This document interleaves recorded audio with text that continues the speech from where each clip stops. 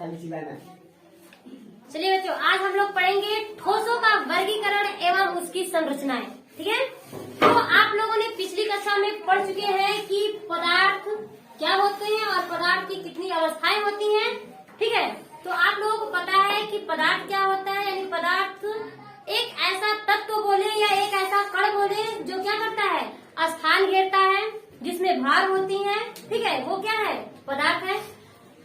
और आप लोगों को ये भी पता है कि पदार्थ की कितनी अवस्थाएं होती हैं। तो पदार्थ की कितनी अवस्थाएं होती हैं, 5 होती हैं। पदार्थ की कितनी अवस्थाएं होती हैं, 5 होती हैं।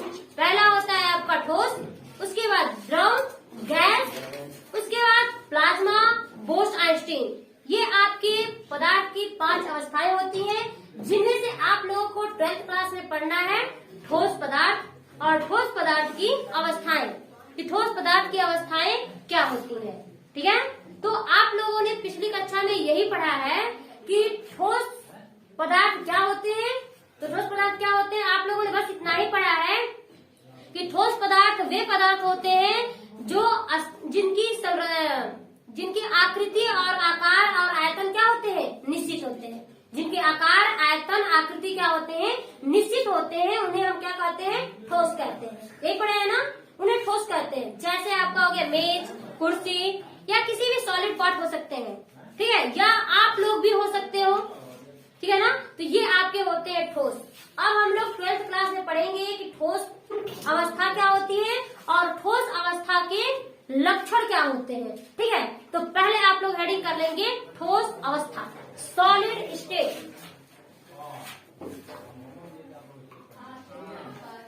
सॉलिड स्टेट, ठोस अवस्था, सॉलिड स्टेट। सॉलिड स्टेट क्या होता है,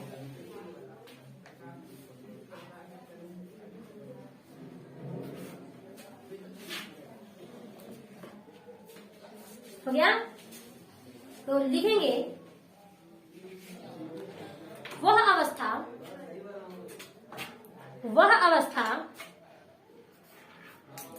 जिसमें अवयवी कण, वह अवस्था जिसमें अवयवी कण प्रबल अंतरा आणविक, वह अवस्था जिसमें अवयवी कण प्रबल अंतरा आणविक आकर्षण बलों द्वारा, प्रबल अंतरा आणविक आकर्षण बलों द्वारा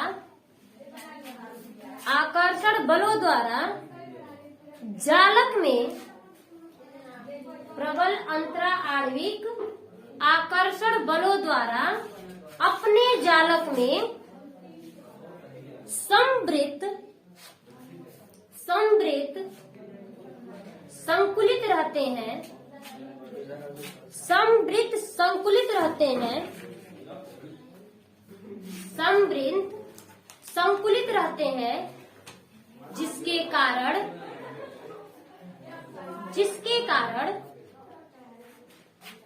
वे गति नहीं कर सकते, जिसके कारण वे गति नहीं कर सकते। तो पदार्थ की इस अवस्था को ठोस अवस्था कहते हैं। तो पदार्थ की इस अवस्था को ठोस अवस्था कहते हैं। तो पदार्थ की इस अवस्था को ठोस अवस्था कहते हैं, ठोस अवस्था कहते हैं। जैसे मेज,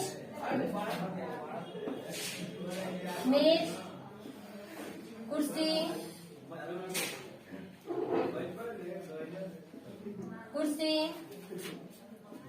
ईंट,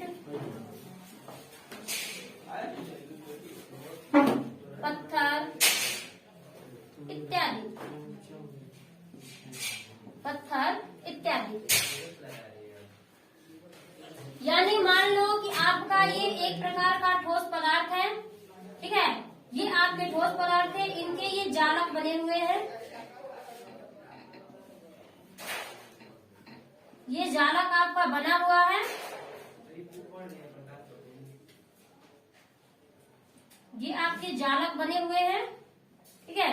और इसमें इसके अवयवी कण उसी प्रकार व्यवस्थित होते हैं, अपने ही मतलब इस समृद्ध में क्या होते हैं, उसके अवयवी कण एक दूसरे से अंतरा आणविक बलों के प्रबल आकर्षण बलों द्वारा क्या होते हैं, बंधे होते हैं, एक दूसरे में क्या होते हैं, बंधे होते हैं, जिसके कारण ये गति नहीं कर सकते, केवल अपने ही स्थान पे क्या कर सकते हैं, हिल डुल सकते हैं।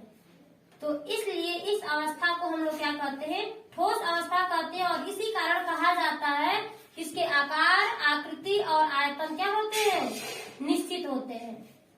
तो इसे आप लोग बनाएंगे।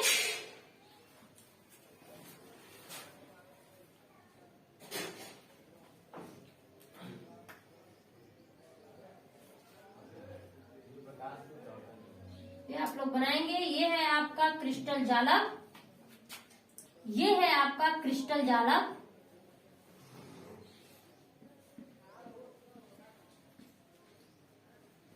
क्रिस्टल जालक, और ये है आपके अवयवी कण, अवयवी कण, क्रिस्टल जालक, अवयवी कण।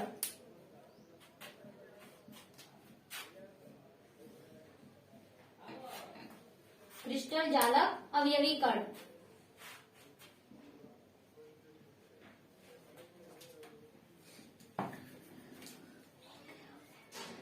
उसके बाद हम लोग पढ़ेंगे ठोस अवस्था के सामान्य लक्षण, ठीक है।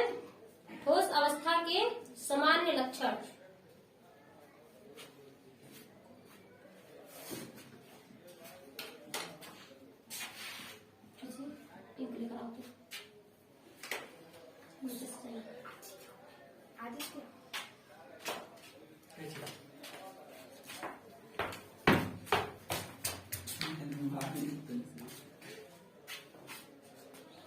बन गया आप लोगों का फिगर।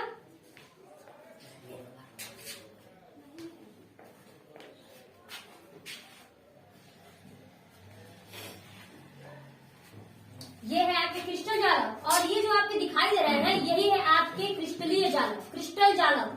जो ये क्रिस्टल जालक, ये आपके अवयवी कण इस क्रिस्टल जालक में व्यवस्थित रहते हैं, जिसके कारण क्या होते हैं, ये हिल डुल नहीं सकते, ठीक है। ये हिल डुल नहीं सकते, ये अपने ही स्थान पे क्या करते हैं, अपने ही स्थान पे हिलते डुलते रहते हैं, गति नहीं कर सकते। अब पढ़ेंगे हम लोग ठोस अवस्था के सामान्य लक्षण। ठोस अवस्था के सामान्य लक्षण।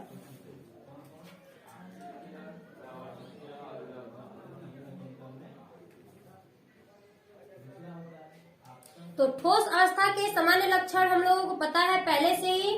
पहला लक्षण आपका ये हो जाएगा कि ठोस अवस्था के या ठोस पदार्थ के आकार, आकृति और आयतन क्या होते हैं, निश्चित होते हैं। पहला लक्षण क्या हो जाएगा, ठोस अवस्था के आकार, आकृति, आयतन निश्चित होते हैं। इसका कारण क्या होता है, इसका कारण यही होता है कि इसके जो अवयवी होते हैं, अवयवी अणु होते हैं, वे एक दूसरे से प्रबल अंतरा आणविक आकर्षण बलों द्वारा बंधे रहते हैं, ठीक है।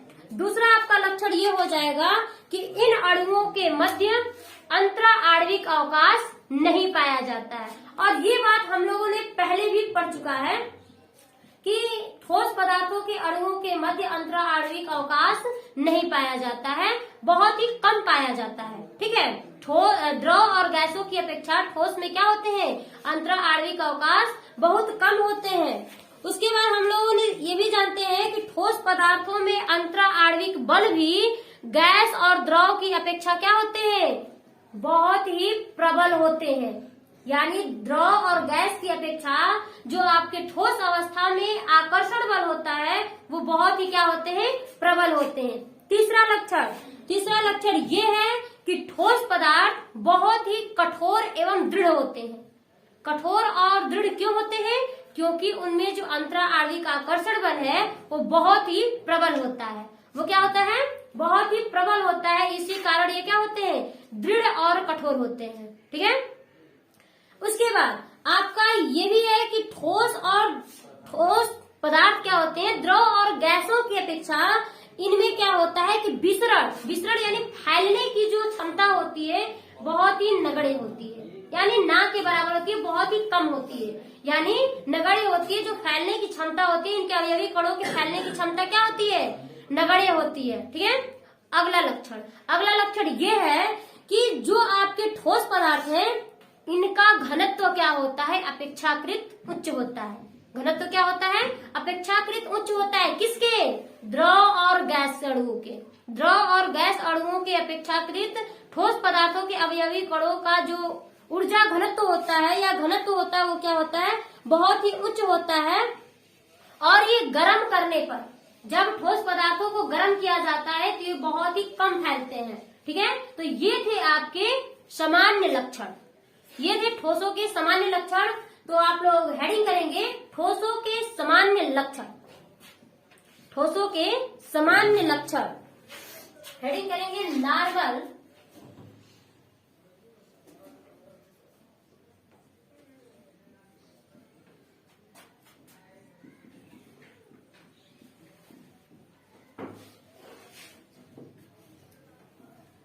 Normal characteristics of solid, normal characteristics of solid, normal characteristics of solid.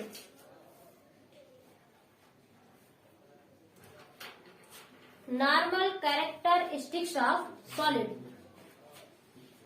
Ready हो गया। Normal characteristics of solid. तो लिखेंगे ठोस पदार्थों के सामान्य लक्षण, ठोस पदार्थों के सामान्य लक्षण निम्नलिखित होते हैं। ठोस पदार्थों के सामान्य लक्षण निम्नलिखित होते हैं।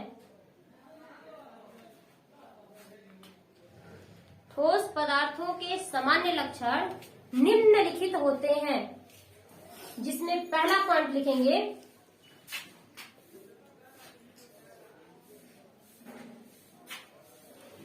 पहले पॉइंट में लिखेंगे ठोस पदार्थों के आकार, आकृति, ठोस पदार्थों के आकार, आकृति तथा आयतन निश्चित होते हैं। ठोस पदार्थों के आकार, आकृति तथा आयतन निश्चित होते हैं।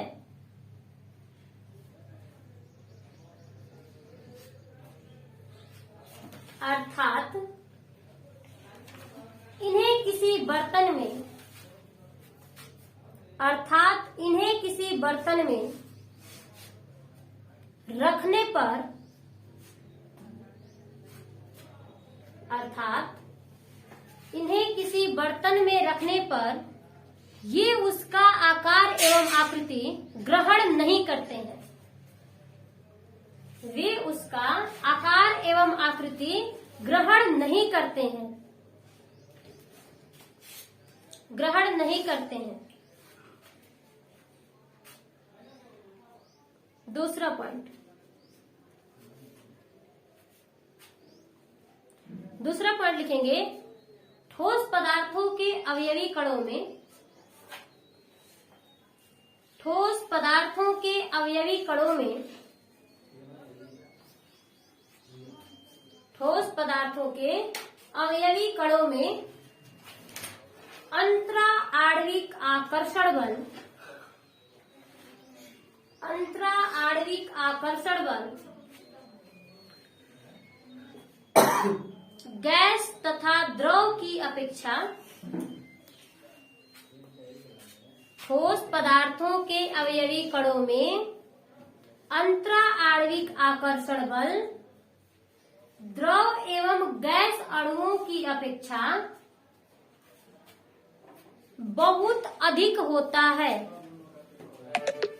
द्रव एवं गैस अणुओं की अपेक्षा बहुत अधिक होता है। ठीक है। अगला पॉइंट, बहुत अधिक होता है। अगला पॉइंट पढ़ेंगे, अगला पॉइंट लिखेंगे अगला पॉइंट, ठोस पदार्थों के अवयवी कणों में, ठोस पदार्थों के अवयवी कणों में अंतरा आणविक, ठोस पदार्थों के अवयवी कणों में अंतरा आणविक आकर्षण बल प्रबल होने के कारण, अंतरा आणविक आकर्षण बल प्रबल होने के कारण ये कठोर एवं दृढ़ होते हैं, ये कठोर एवं दृढ़ होते हैं, ये कठोर एवं दृढ़ होते हैं। ठीक है, तीसरा पॉइंट, अगला पॉइंट लिखेंगे, ठोस पदार्थों में, ठोस पदार्थों में द्रव एवं गैसों की अपेक्षा, द्रव एवं गैसों की अपेक्षा विसरण की क्षमता नगण्य होती है। द्रव एवं गैसों की अपेक्षा विसरण की क्षमता नगण्य होती है, विसरण की क्षमता नगण्य होती है। ठीक है, विसरण की क्षमता नगण्य होती है। अगला पॉइंट, अगले पॉइंट में लिखेंगे, ठोस पदार्थों में, ठोस पदार्थों में द्रव एवं गैसों की अपेक्षा, द्रव एवं गैसों की अपेक्षा घनत्व उच्च होता है, घनत्व उच्च होता है, घनत्व उच्च होता है, जिसे गर्म करने पर, जिसे गर्म करने पर, जिसे गर्म करने पर यह बहुत कम, जिसे गर्म करने पर यह बहुत कम प्रसारित होता है, यह बहुत कम प्रसारित होता है, गर्म करने पर यह बहुत कम प्रसारित होता है। ठीक है, लास्ट अगला पॉइंट लिख लेंगे। हाँ, लिखेंगे, ठोस पदार्थों के अवयवी कणों के मध्य, ठोस पदार्थों के अवयवी कणों के मध्य अंतरा आणविक अवकाश, अंतरा आणविक अवकाश बहुत कम होता है, अंतरा आणविक अवकाश बहुत कम होता है, जिसके कारण, बहुत कम होता है, जिसके कारण इनके अवयवी कण गति नहीं कर सकते, जिसके कारण इनके अवयवी कण गति नहीं कर सकते। ठीक है, तो ये रहा ठोस पदार्थों के सामान्य लक्षण। ठीक है ना, अब हम लोग पढ़ेंगे ठोस अवस्था या ठोस पदार्थों के प्रकार, ठोस पदार्थों के प्रकार। ठीक है, कि ठोस पदार्थ कितने प्रकार के होते हैं, किस आधार पे होते हैं, तो ये हम लोग देखेंगे।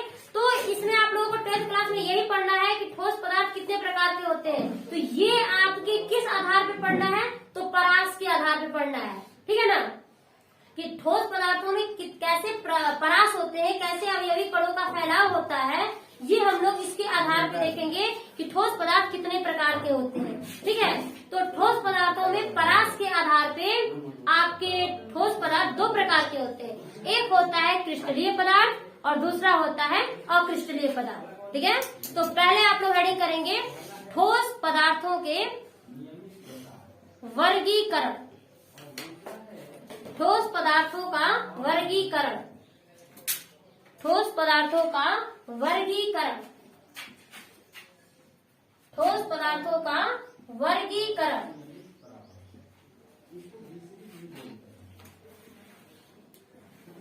हेडिंग करेंगे क्लासिफिकेशन,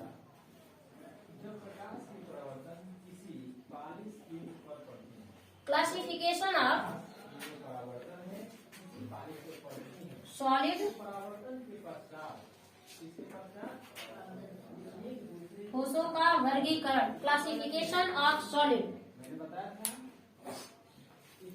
क्लासिफिकेशन ऑफ सॉलिड,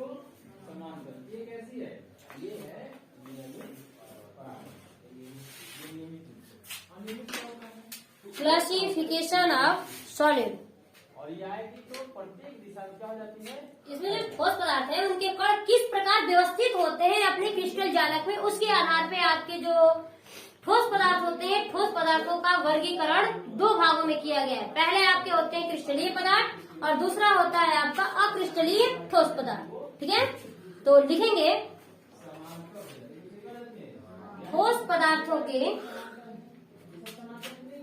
अवयवी कणों, ठोस पदार्थों के अवयवी कणों, अवयवी कणों की व्यवस्था के आधार पर,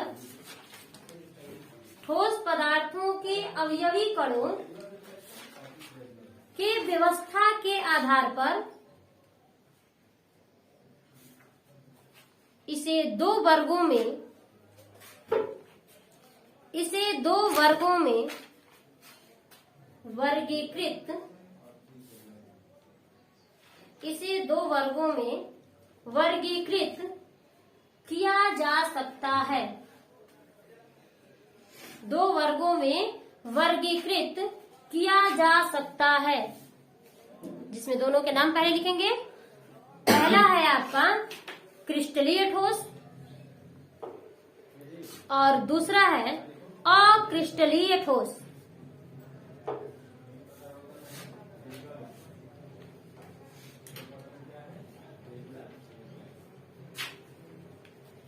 ठीक है, तो दोनों के नाम लिख देंगे। पहला है आपका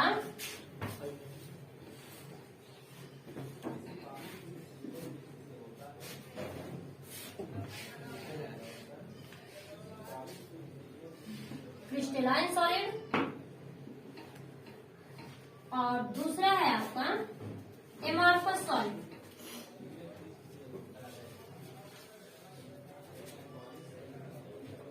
एमॉर्फस सॉलिड, ये आपके दो वर्गों में वर्गीकृत किया जा सकता है, क्लासिफाइड किया जा सकता है ठोस पदार्थों को। पहला है आपका क्रिस्टलाइन सॉलिड और दूसरा है amorphous solid. Crystalline solid, amorphous solid.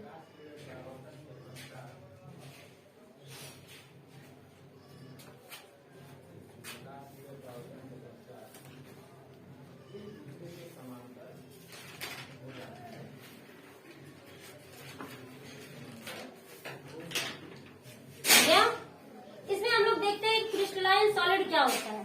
तो क्रिस्टलाइन सॉलिड वे सॉलिड होते हैं जिनके अवयवी कण एक निश्चित एवं नियमित व्यवस्था में व्यवस्थित रहते हैं। ठीक है, यानी क्रिस्टलाइन सॉलिड वे सॉलिड या वे ठोस होते हैं जिनके अवयवी कण एक निश्चित एवं नियमित व्यवस्था में व्यवस्थित रहते हैं और जिनका परास क्या होता है, दीर्घ होता है। तो ऐसे सॉलिड को हम लोग क्या बोलेंगे, क्रिस्टलाइन सॉलिड या क्रिस्टलीय ठोस बोलेंगे। ठीक है, और उसी प्रकार आप लोग देखेंगे एमॉर्फस सॉलिड किसे कहते हैं। तो एमॉर्फस सॉलिड या अक्रिस्टलीय ठोस वे ठोस होते हैं जिनके अवयवी कण अनियमित एवं अनिश्चित व्यवस्था में क्या होते हैं, व्यवस्थित होते हैं। ठीक है, और इनमें जो परासें पाई जाती हैं वो क्या होता है, लघु होता है। तो ऐसे ठोस को हम लोग क्या कहते हैं, अक्रिस्टलीय ठोस कहते हैं। तो जिसमें आप लोग पहला हेडिंग करेंगे क्रिस्टलीय सॉलिड, क्रिस्टलाइन सॉलिड यानी क्रिस्टलीय ठोस।